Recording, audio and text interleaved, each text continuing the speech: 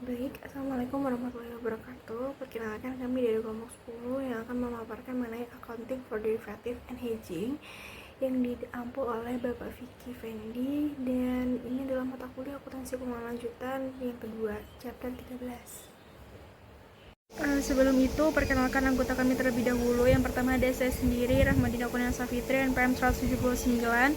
Lalu yang kedua ada Dina Lestari, NPM 265. Yang ketiga ada Mahdiah Adinda Putri dengan NPM Akhir 348. Lalu yang terakhir ada Anggita Wihani dengan NPM Akhir 337. Baik, memasuki materi yang pertama, derivative not design as hedge and hedge accounting.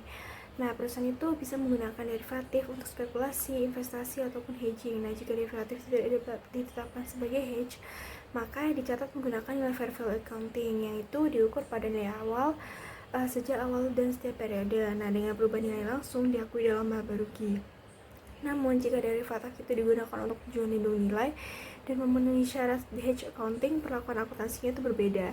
Hedge accounting itu bertujuan agar laporan keuangan mencerminkan efektivitas strategi lindung nilai dengan mencatat perubahan nilai pada item yang harus dilindungi dan instrumen hedging dalam periode yang sama, sehingga pengguna laporan dapat menilai seberapa efektif upaya perusahaan dalam mengurangi resikonya.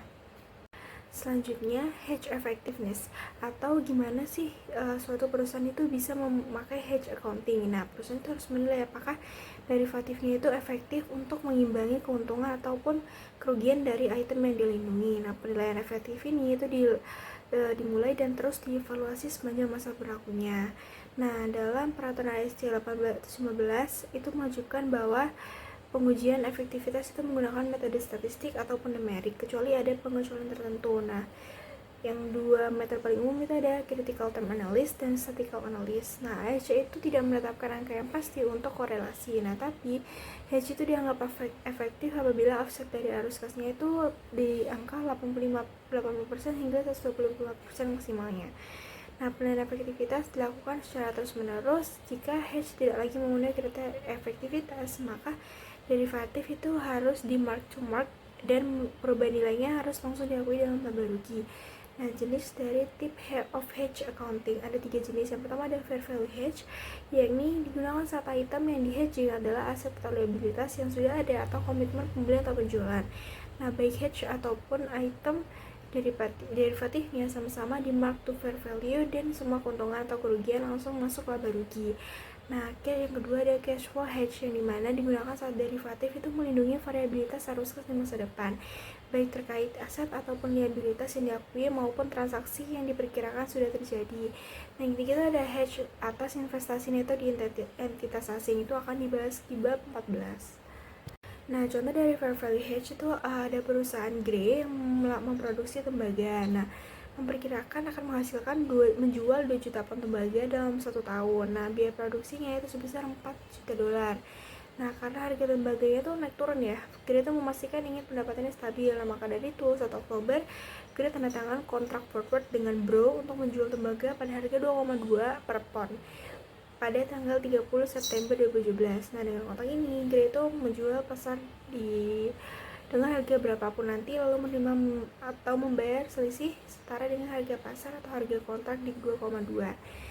Nah, maka pada tanggal kontrak ditandatangani atau 1 Oktober harga pasar adalah 2,2, sehingga nilai kontrak masih 0 dan tidak ada jurnal yang dibuat. Nah, pada tanggal 31 Desember itu kan tutup buku ya, maka harga tembaga itu naik jadi 2,3. Nah, harga ini bertahan sampai jatuh tempo, maka akhirnya itu harus bayar tuh selisihnya, karena kan tadi awalnya 2,2 naik jadi 2,3, berarti 0,1 dikali 2 juta, berarti bayarnya 200 ribu. Nah, tapi pembayarannya itu terjadi dalam 9 bulan.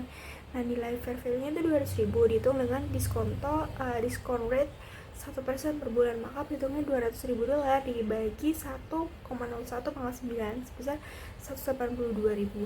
Nah, 182 ribu itu adalah cash flow hedge, kerugian yang berealisasi dicatat di OCI. Jadi jurnalnya itu OCI pada forward contract. Nah, pembahasan kita selanjutnya yaitu mengenai fair value hedge. Nah, akuntansi hedge nilai wajar itu sesuai untuk melindungi nilai yang sangat efektif atas aset atau liabilitas yang sudah ada atau atas komitmen penjualan atau pembelian yang tegas atau yang disebut dengan firm commitment. Kita asumsikan Wave Company memiliki 10.000 barel minyak yang belum bisa diproses selama 6 bulan dan ingin menjaga nilai investasinya dari fluktuasi harga. Nah, perusahaan membuat kontrak forward untuk menjual minyak seharga $90 per barel dengan ketentuan net settlement meskipun minyak tetap akan diproses dan tidak benar-benar dijual. Nah, jadi jika harga naik, Wave Company itu akan membayar selisih, dan jika harga turun, Wave Company akan menerima selisih. Nah, derivatif ini mengimbangi perubahan nilai yang minyak. Kemudian dalam akuntansi fair value hedge itu baik kontrak derivatif maupun persediaan minyak disesuaikan ke nilai wajar setiap tanggal laporan. Kemudian penyesuaian persediaan hanya mencerminkan perubahan nilai wajar sejak tanggal kontrak ditandatangani atau mixed attribute model, dan pada tanggal spot berubah. Seperti contohnya ketika naik menjadi $92 pada 31 Desember, Wave akan mencatat perubahan nilai wajar kontrak forward dan penyesuaian nilai persediaan sesuai perubahan harga spot sejak tanggal kontrak. Baik, jika harga pasar minyak mentah tetap pada $92, maka Wave Company itu akan membayar $2 dikali dengan 100.000, yang mana kita dapatkan nilai 200.000 untuk menyelesaikan kontrak. Nah, pembayaran tersebut akan terjadi 4 bulan lagi, sehingga estimasi nilai kontrak pada 31 Desember 2016 itu dengan asumsi bunga 1% per bulan adalah 200.000 dibagi dengan 1,01, maka didapatkan hasil 192.196. Nah, untuk ayat jurnal penyesuaian terkait dengan kontrak forward tersebut adalah kerugian atas kontrak forward pada kontrak forward senilai 192.196. Selanjutnya mengenai kontrak futures, yaitu cash flow hedge atas transaksi yang diperkira. Nah, jadi perusahaan juga melakukan lindung atas nilai atas transaksi yang diperkirakan terjadi menggunakan kontrak futures. Nah, kita asumsikan di sini yaitu dari utilitas. Nah, transaksi awal pada 1 Desember 2016 itu utilitas melakukan 100 kontrak futures untuk membeli 100.000 barel heating oil. Nah, harga futures dikunci pada 1,4007 dolar per galon dan pembayaran margin senilai $10.000. Nah, dicatat sebagai cash flow hedge. Nah, kemudian pada tanggal 31 Desember 2016 dilakukan penilaian nilai wajar dengan harga futures naik menjadi 1,4050 dolar per galon dan nilai kontrak meningkat sebesar 18.060 dolar. Nah, maka untuk penjualannya adalah menaikkan aset futures dan OC.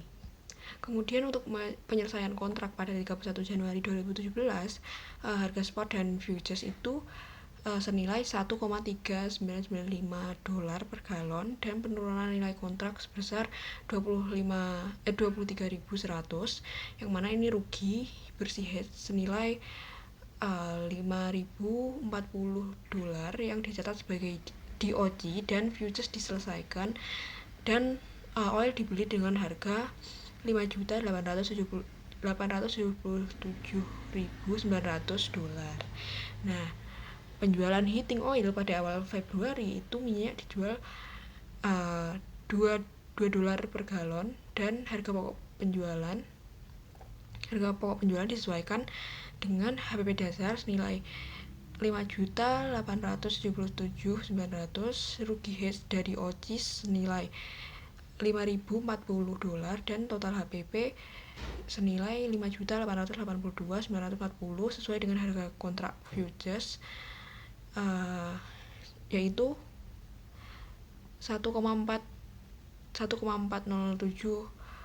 dolar per galon. Nah, jadi inti mekanisme hedge ini yaitu perubahan nilai futures itu tidak mempengaruhi laba sampai transaksi forecast terjadi. Nah, kemudian rugi dan laba hedge itu dialihkan dari OC ke HPP saat minyak dijual.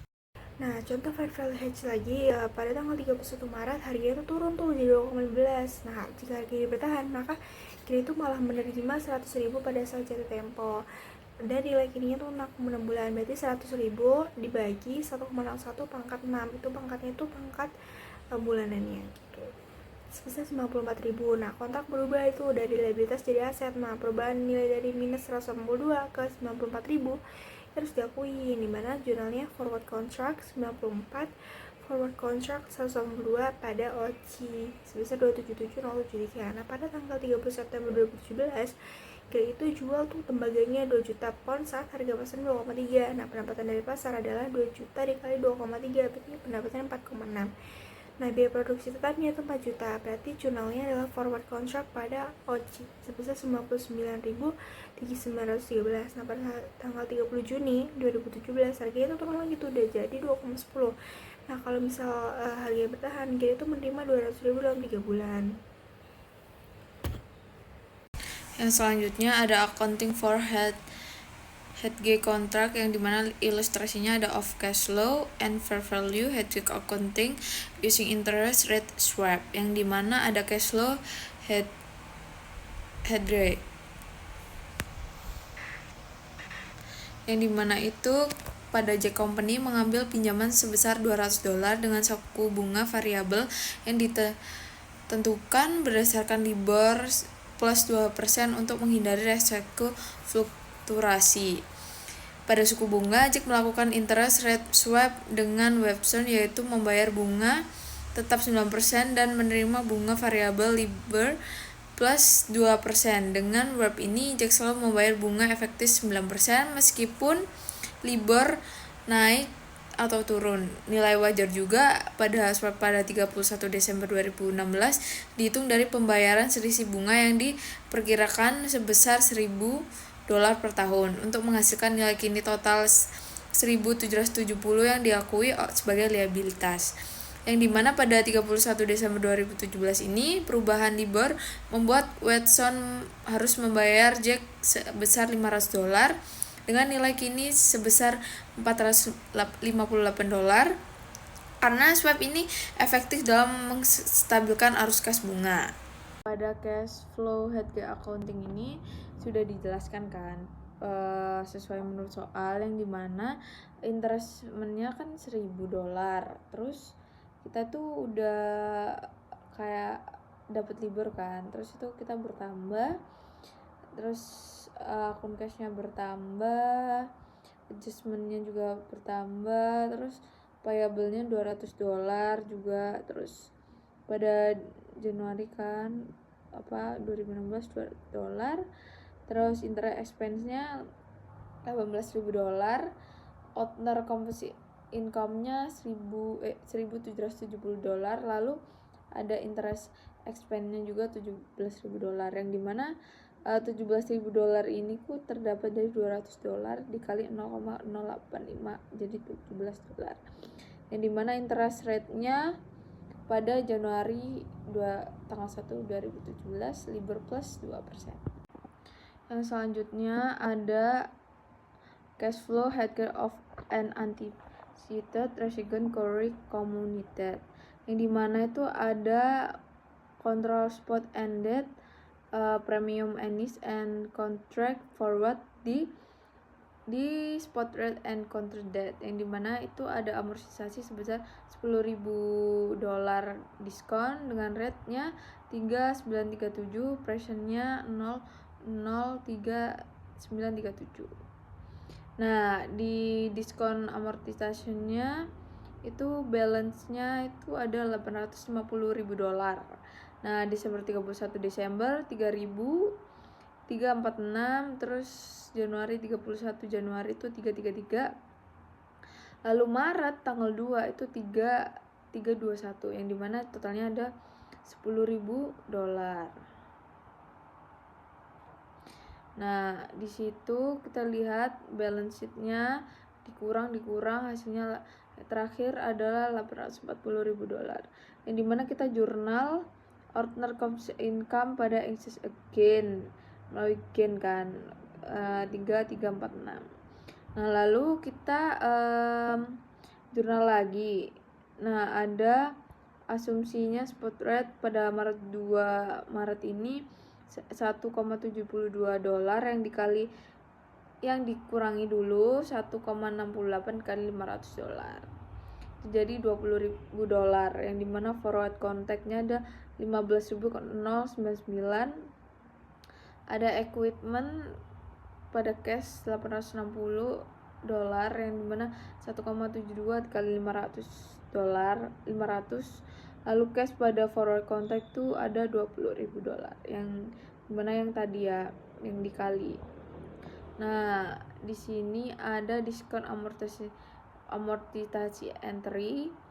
Nah, dimana itu kita amortisasi itu kan yang tadi kan 333 yang Januari kurangi yang Maret.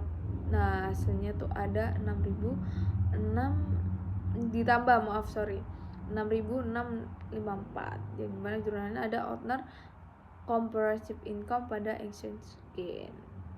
Nah, di tabel juga kita membuat tabel kan pada diskon balance sheet itu ada Desember 0 saldonya 2016 tanggal 2, lalu bertambah 31 Desember itu 4.901 dolar di debit, lalu balance-nya masuk ke balance sheet kepada aset, lalu ada fair value di Maret itu ada 15.099, yang dimana kita balance before statement itu kita totalnya $20.000. Lalu 31 Desember ada 4.901, lalu ada amortisasi diskonnya 3.346, pada balance sheetnya 1.555. Pada Maret tanggal 2 ada 15.099, lalu amortisasi diskon pada Maret itu ada 6.654, yang dimana balance sheet pada Maret 2 tanggal 2 2017 itu 10.000 di kredit, dan income-nya gain amortisasi diskon itu 3.346, dan ada gain ratio for amortisasi diskonnya ada 6.654, yang dimana equipment record ada $860.000, lalu ada $10.000 untuk balance.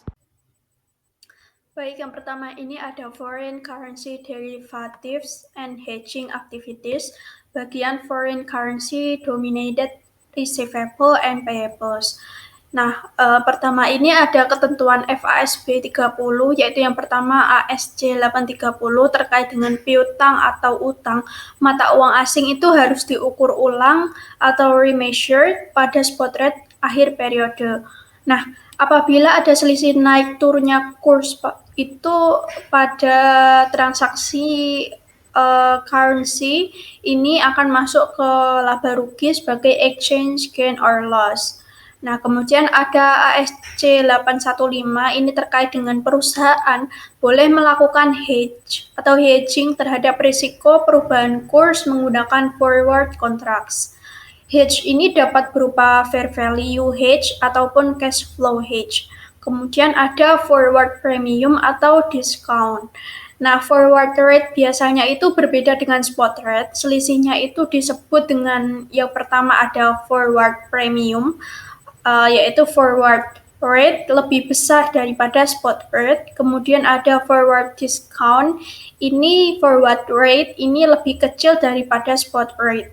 Nah, untuk cash flow hedging atau cash flow hedge premium atau diskonto itu tidak langsung diakui sebagai laba rugi, tapi diamortisasi selama masa kontrak menggunakan effective interest. Kemudian interest collected. Kemudian ada syarat cash flow hedge, yaitu yang pertama ada variabilitas arus kas itu harus hilang. Artinya apa? Artinya perubahan kurs dari piutang atau utang yang dilindungi atau hedge item akan dikompensasi sepenuhnya oleh perubahan nilai forward contract atau hedging instrument. Kemudian yang kedua, tanggal, jumlah, dan juga mata uang itu harus cocok. Jadi tanggal jatuh tempo forward itu harus sama dengan tanggal kas masuk atau kas keluar. Kemudian jumlah mata uang yang dilindungi itu harus sama. Kemudian yang terakhir itu tidak boleh mismatch signifikan. Kemudian di sini ada contohnya, yaitu ada beberapa contoh di sini, tapi saya akan menjelaskan satu contoh. Misalnya itu Win Corporation, sebuah perusahaan di Amerika Serikat itu menjual peralatan rumah sakit kepada Howard Ltd di Inggris pada 2 November 2016. Nah, sebesar 100.000 pound sterling yang akan diterima dalam 90 hari, yaitu pada tanggal 31 Januari 2017.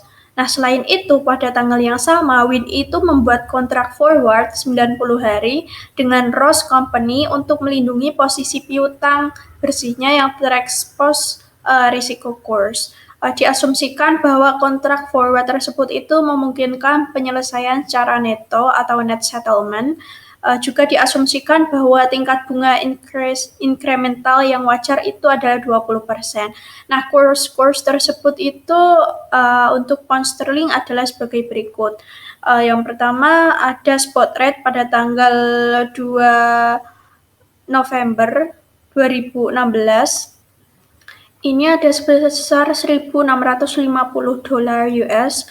Pada Desember 31 Desember 2016 ini ada 1.660. Jadi pada Januari 2017 tanggal 31 tepatnya ini spot rate-nya yaitu ada 1.665. Kemudian ada 90 day forward rate, ini 1.638 pada 2 November 2016. Kemudian ada 30 day forward rate, ini ada 1.655 pada Desember 2016. Sehingga entry pada tanggal 2 November 2016 untuk mencatat penjualan ini ada account receivable pada sales yaitu 165.000 dolar didapatkan dari 100.000 pound sterling dikalikan dengan 1.600 1.165 US dollar begitu. Oke, selanjutnya itu ada fair value hedge accounting for foreign currency receivable. Nah, US Oil Company itu jual minyak ke Monato Corp dari Jepang sebesar 15 juta yen tanggal 1 Desember 2016. Nah, tanggal penerbitannya itu 1 Desember 2016 juga.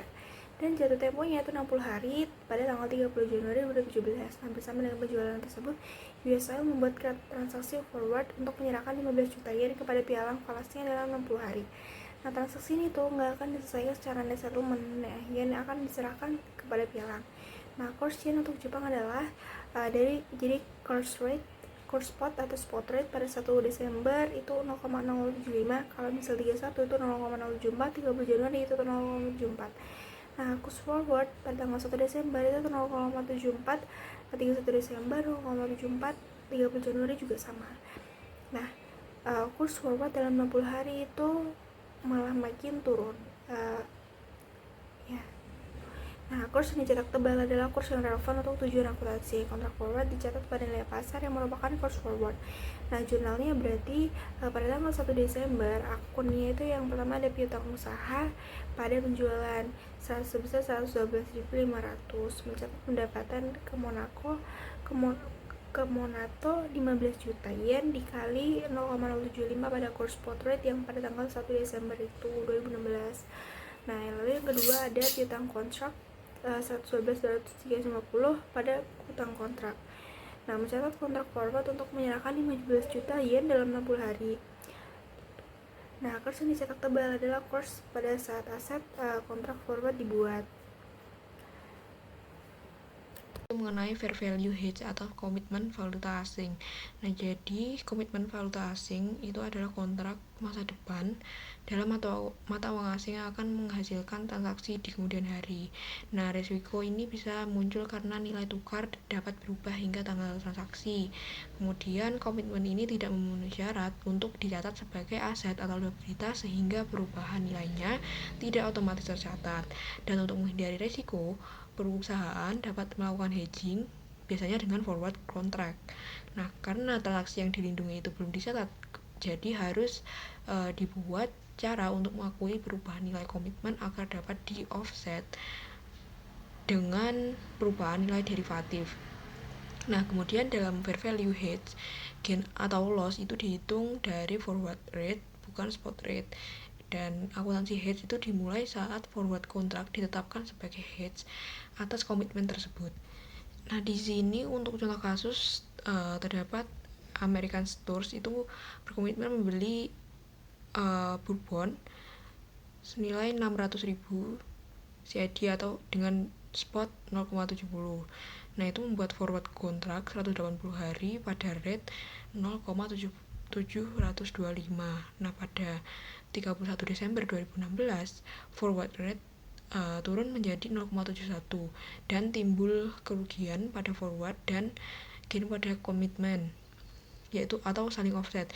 Nah, jadi pada tanggal 31 Maret 2017 transaksi selesai dengan settle forward kontrak dan menerima CAD dan dari broker, dan kemudian mencatat tambahan gain atau loss dari perubahan forward rate, kemudian mengaku inventory berdasarkan forward rate dan membayar ke pemasok dalam CAD.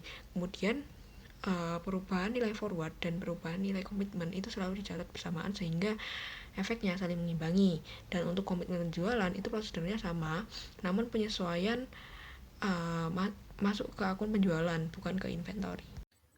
Kemudian speculation. Nah, di sini itu ada contoh kasus untuk speculation, yaitu pada tanggal 2 November 2016, US International membuat kontrak forward atau kontrak berjangka 90 hari untuk membeli 10.000 euro ketika kuotasi saat ini itu untuk future 90 hari atas euro adalah 0,54 US dollar. Spot rate untuk euro pada tanggal 2 November itu ada 0,544 US dollar. Adapun kurs valuta asing pada 31 Desember 2016 dan juga 31 Januari 2017 adalah sebagai berikut. Yang pertama ini ada 30 days forward pada 31 Desember 2016 yaitu 0,545,